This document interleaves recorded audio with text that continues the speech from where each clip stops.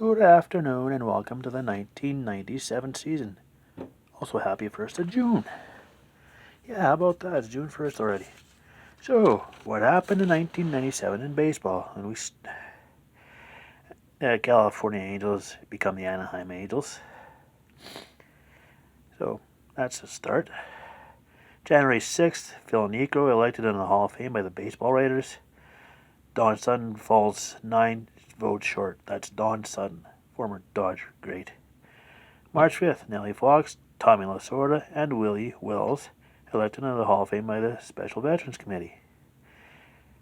April 4th, Bartolo Colon makes his debut with Cleveland, giving up 6 hits in 5 innings, and then a loss to Anaheim 8-6. Colon would pitch for 21 years. So that put him to 2018, if my math is right.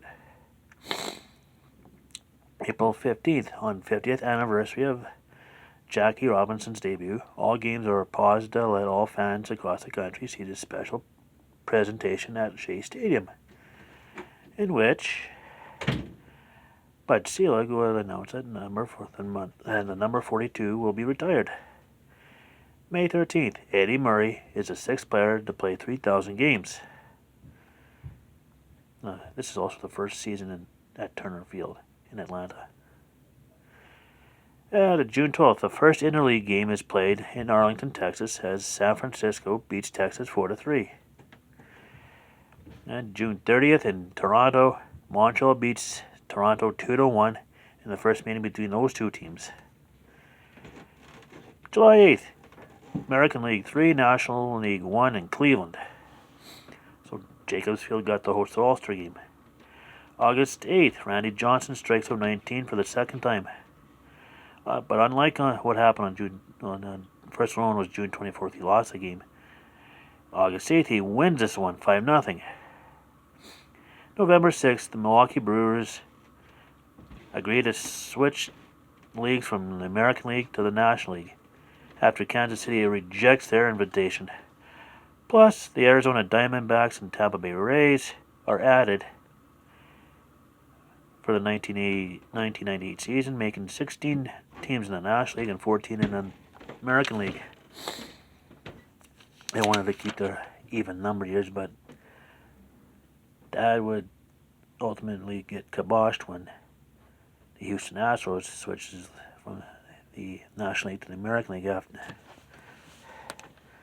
after the new ownership buys that team. It's like that was one of the sticking points for Houston. It's like we buy this team, we'll buy this team on the condition we get to switch leagues. Baseball agreed. So, anyways, standings for the 1997 season. Baltimore wins the American League East at 98-64.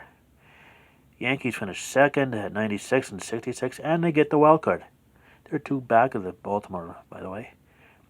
Detroit finishes third at 79-83, 19 back.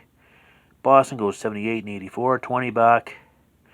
Toronto goes 76-86, 22 back. Cleveland takes the American League Central at 86-75. Chicago goes 80-81, 6 back. Milwaukee, in their last season in the American League, goes 78-83 and 8 back at Cleveland.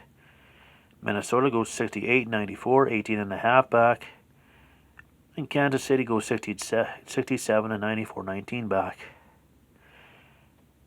Seattle takes the American League West title with a 90-72 record. Anaheim goes 84-78. Texas goes 77-85, 13 back. And Oakland goes 65-97, 25 back. Now we go to the National League. Atlanta goes 101-61 to take first in the National League East. Yeah, they're in the middle of a nice little 14-year stretch where they kept winning a division or making the playoffs. I think they did both. Florida was second at 92-70, 9 back, and they got the wild card.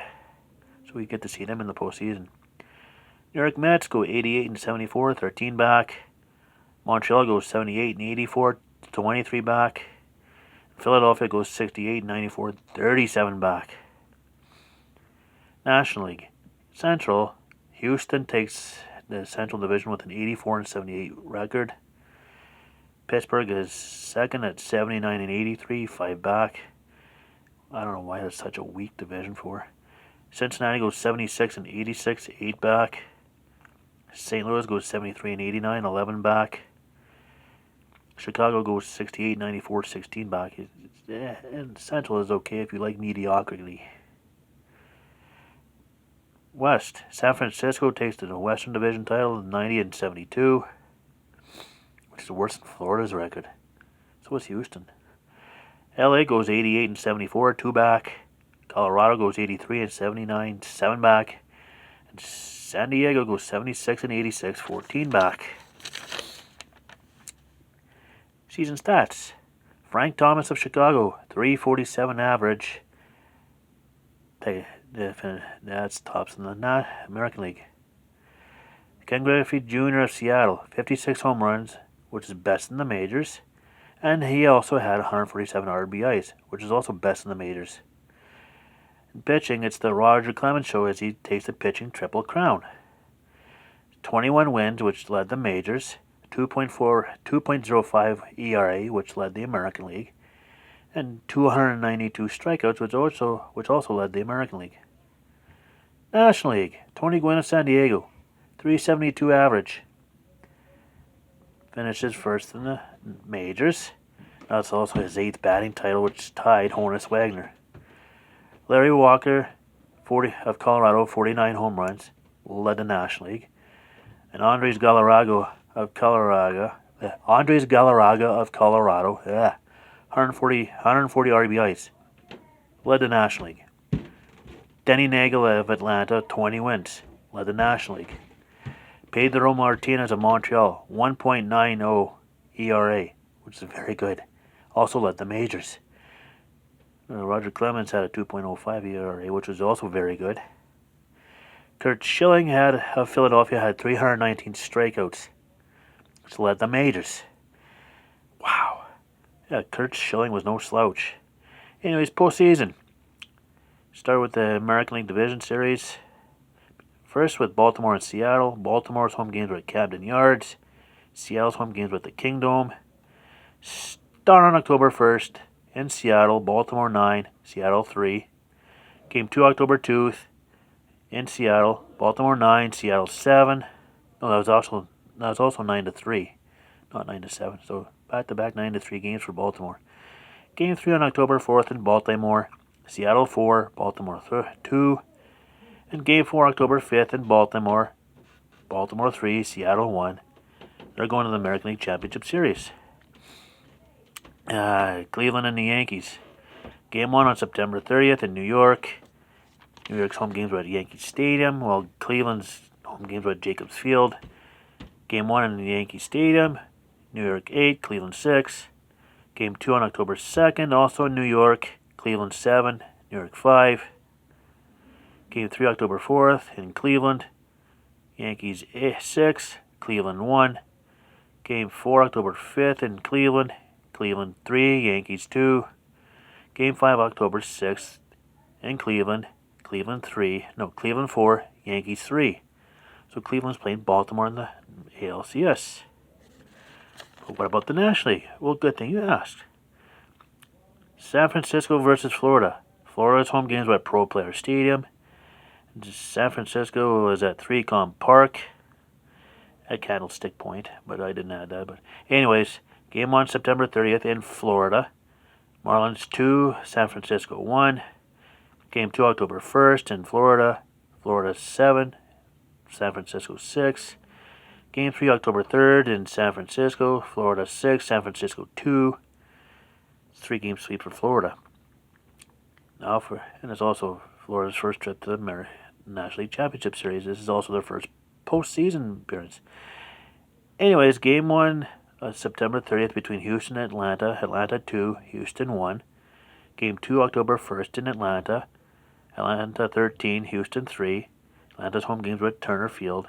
And Houston's home game was at Astrodome. I say home game because October 3rd, Game 3, Atlanta 4, Houston 1. Atlanta completes their 3-game sweep, and we will be facing the Florida Marlins in the National League Championship Series. Let's do said Championship Series. Game 1, October 8th in Baltimore. Baltimore 8, Cleveland nothing. Game 2, October 9th in Baltimore. Cleveland 5, Baltimore 0. Game 3, October 11th in Cleveland. Cleveland 2, Baltimore 1 in 12 innings. Game 4, October 12th. Cleveland 8, Baltimore 7. Game 5, October 13th, Baltimore 4, Cleveland 2. Game 6, on October 15th, Cleveland 1, Baltimore 11. Cleveland 1, Baltimore nothing in 11 innings. Cleveland Indians are going to the World Series, but who will they face? Let's find out. Game 1, October 7th in Atlanta, Florida 5, Atlanta 3. Game 2, October 8th in Atlanta, Atlanta 7, Florida 1. Game 3, October 10th in Florida, Florida 5, Atlanta 2. Game 4, October 11th in Florida, Atlanta 4, Florida nothing.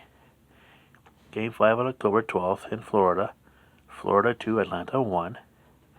And Game 6 on October 14th in Atlanta, Florida 7, Atlanta 4. So we got Florida Marlins versus Cleveland Indians for the World Series. Well, let's see how this shakes out. Game 1, October 18th in Florida, 7-4 for Florida.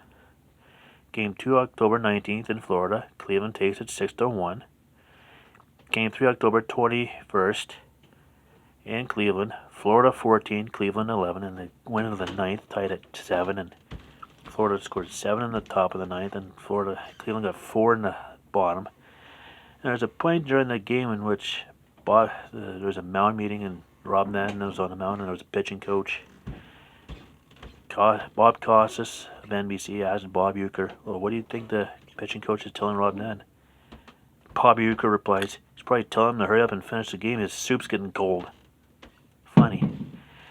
It was pretty chilly in Cleveland. Anyways, Game 4, October 22nd in Cleveland. Cleveland 10, Florida 3.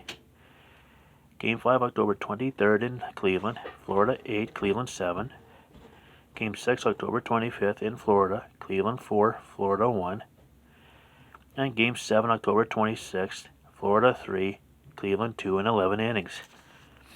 First postseason appearance for the Florida Marlins, and they win the World Series. They will win one more later, but we're not there yet. So that's 1997 in a nutshell. Tomorrow at some point, 1998. And who do we see then? Stay tuned.